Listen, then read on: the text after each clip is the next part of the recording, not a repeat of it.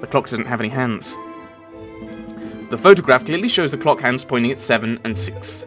That much is self-evident.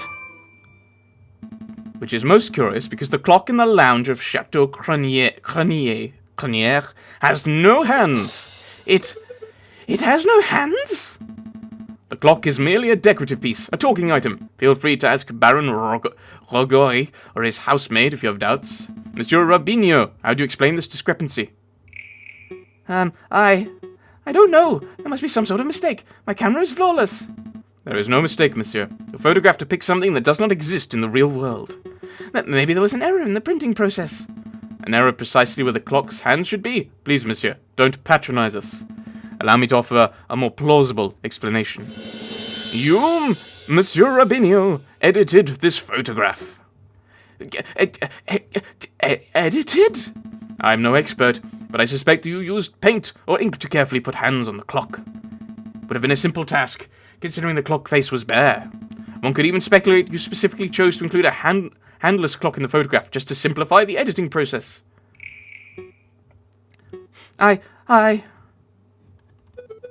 Falcon, your reasoning is absurd. Why would the witness do such a thing?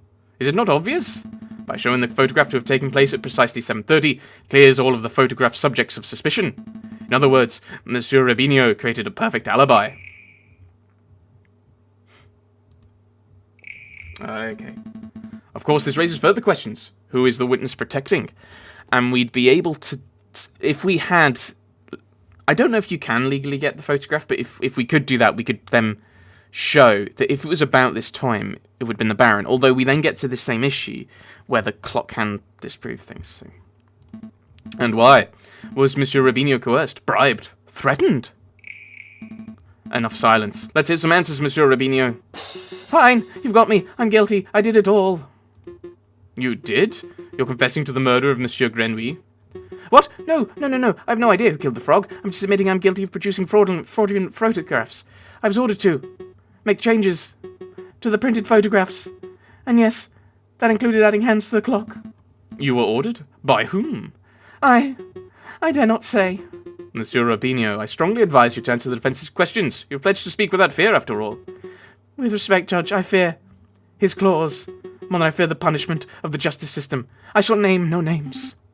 His claws? Did you hear that, Falcon? That is most unfortunate. Monsieur Rabinho, we cannot and shall not torture names out of you. We don't live under the ancien regime, after all. But since you have admitted to falsifying evidence, we cannot keep you on the stand as a witness. Take your leave. You shall be charged with perjury in due course. I can't protest. It's the least I deserve for my failure as an artist. Good day, messieurs. Intriguing. Pretty convincing. Gained a little more favour with the jury. Yeah. Go, jury, go. So the clock's hands were painted on? So what? It doesn't matter. The photograph still depicts Dame Cataline as absent close to the time of the murder. That's significant. Don't be dense, Monsieur Rabington. If the photograph is not completely genuine, it cannot be considered reliable evidence in any way. Well, why not? It's still a portrayal of the night's events. Because if we accept that one part of the picture was edited, we must accept the possibility that other parts were too. It's possible that Dame Cataline was painted out. Even worse, it's possible another person was painted in. We know the witness was trying to cover for someone, so all possibilities must be accounted for. So what are you saying, Falcon? That the housemaid paid off the photographer? Or was it Seigneur Protois de Miao, perhaps? I don't think so. The housemaid lacks a means or motive. And it wouldn't make sense for Seigneur Protois to implicate his own daughter. Well, surely you're not suggesting the honest and beloved Baron Rogoy deliberately tried to frame Dame Cataline? Because that would be the most outlandish theory yet. The Baron's a pillar of our community. He would never do such a thing. Do I have... Oh, this is a red herring. So I assume we're not using it. But this is kind of annoying in that the one piece of evidence that jumps out in my head is what the housemaid said, which was the Baron told the photographer to point at the clock. Also, his clause kind of narrows it down. You would never do such a thing. Monsieur Remington, I'm not here to throw accusations. That's the job of you, the prosecution. However, perhaps I should offer my opinion. Baron, it's not, time for your witness testimony yet. So you would think, prosecutor, and yet I see my good reputation getting tarnished by your incompetence. Incompetence? Indeed. Let us proceed with witness questioning. Is that fine with you, Your Honor? Yes, I suppose that's fine. Very good. I trust the defense has no objections. No objections here. Fantastic. Oh, before I forget, I pledge to speak without fear, prejudice, etc. Now, prosecution, ask me about what I witnessed over the course of the evenings. Yes, okay, Baron, Rogoy, on the, night of the initial dinner went magnificently. When the photographer arrived, Monsieur Grenouille left to visit the garden. Dame Kathleen followed behind moments later. Seigneur Poitois, Monsieur Rabinho, and myself were engaged in conversation, so we paid her no mind. After the photographer had left, my housemaid left to go find Monsieur Grenouille and Dame Kathleen. That will be when I heard her cry for help. Thank you, Baron. I think we all know the story from there. I would like to cross-examine the witness. Do you doubt my integrity, Gaston? I'm just here to uncover the truth, Baron. Very well, then. Hit me with your best shot. Let us establish with an absolute certainty that I, Baron Rogoy, am an honest man. The defense may proceed with the cross-examination. Statement to question.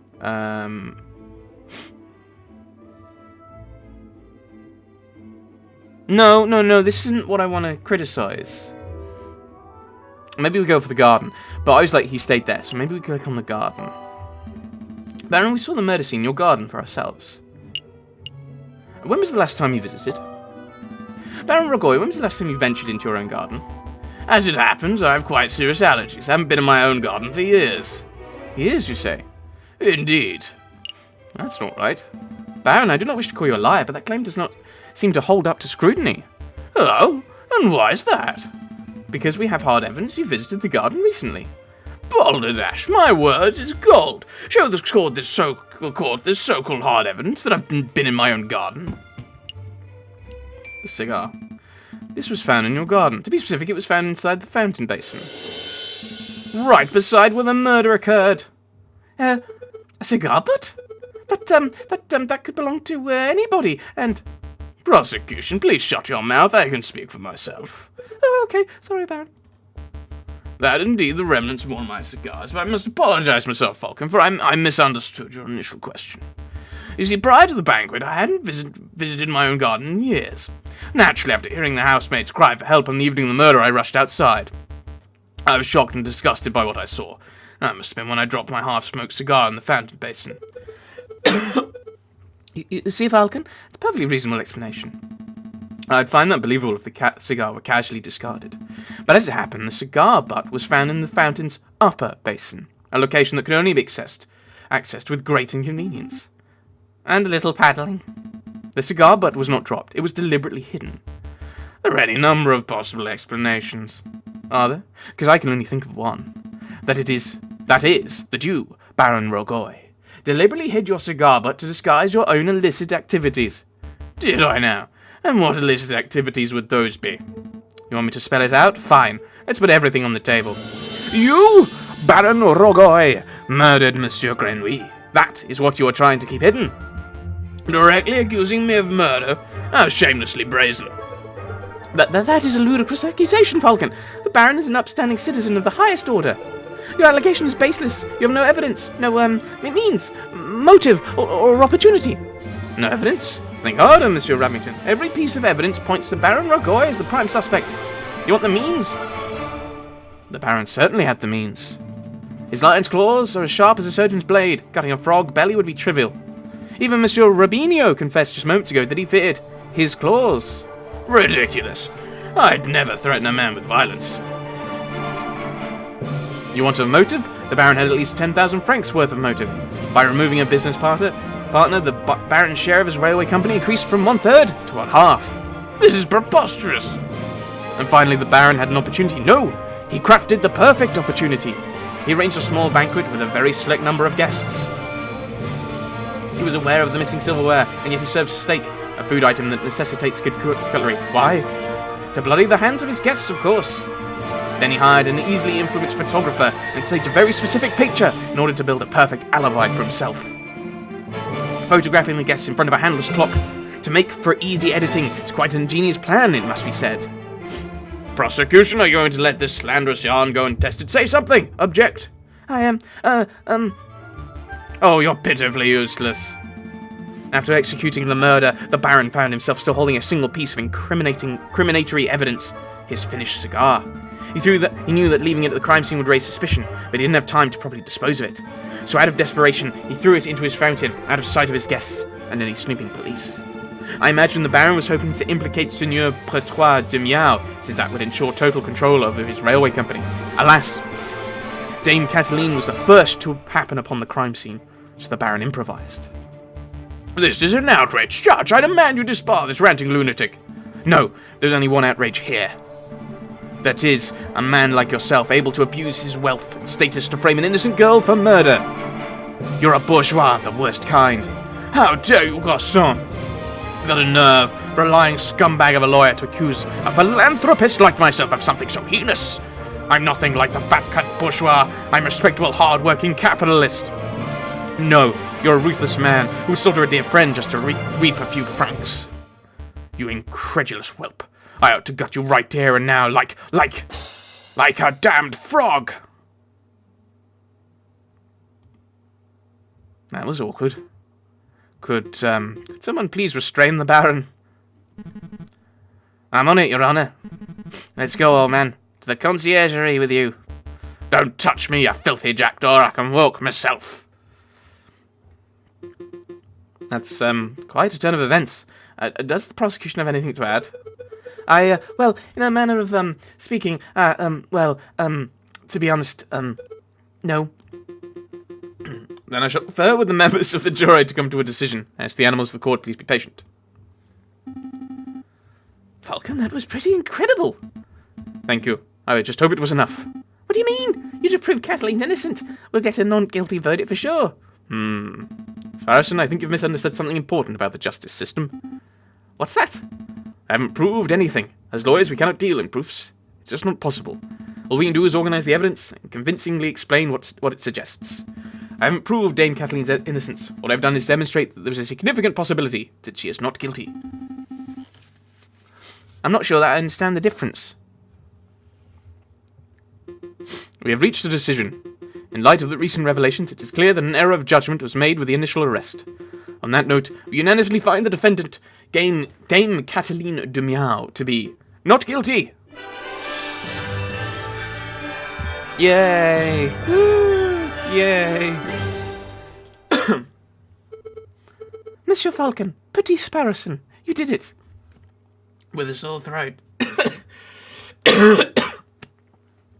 These voices are horrible. Yeah, I suppose we did, didn't we? We should head back to the office and celebrate properly. You did it, Falcon. I can't take all the credit. This was a group achievement. I'm so proud of you both.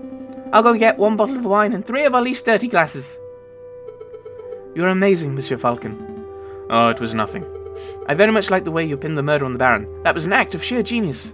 But I didn't pin anything. Sparrowson and I just worked at unveiling the truth, given the facts of the case. Monsieur Falcon, there's no need to play coy. The case is over. Play coy? Don't tell me you're actually being sincere. I'm completely lost. Oh, wow. I thought the goody-goody thing was an act, but you actually don't know. All right, I'll spell it out for you. Oh, no.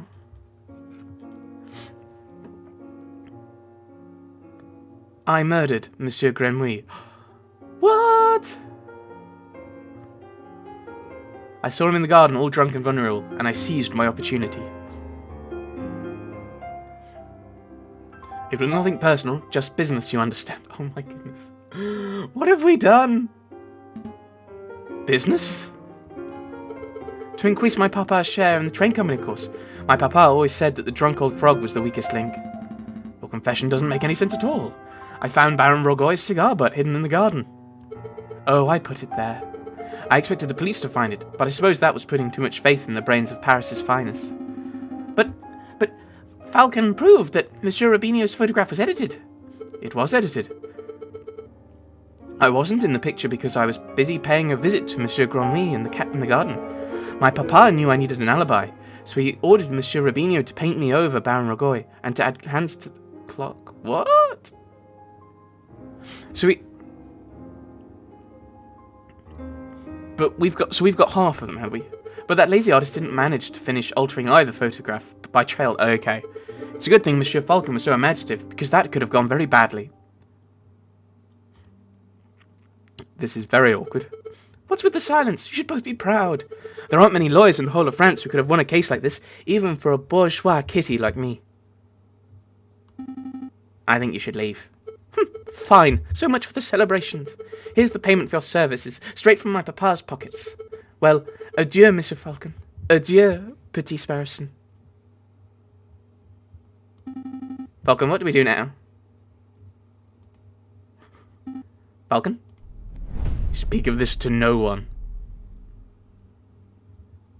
End of Act 1. Your game has been saved. Do you wish to continue? We will be continuing. It's wonderful that the game's been saved, but we will not be continuing right now. We're going to put the curtain here. End of Act 1. Don't know how many acts there are, but I'm not entirely sure my throat could take another one, so we're going to put the curtain here. Next time, I'm going to find out what our next case is. And we are the defense. We defend the innocent, and we defend the guilty, and we try to get them off scot-free. We're a defense lawyer, defending the indefensible. Thanks for watching, everyone. Thanks for watching.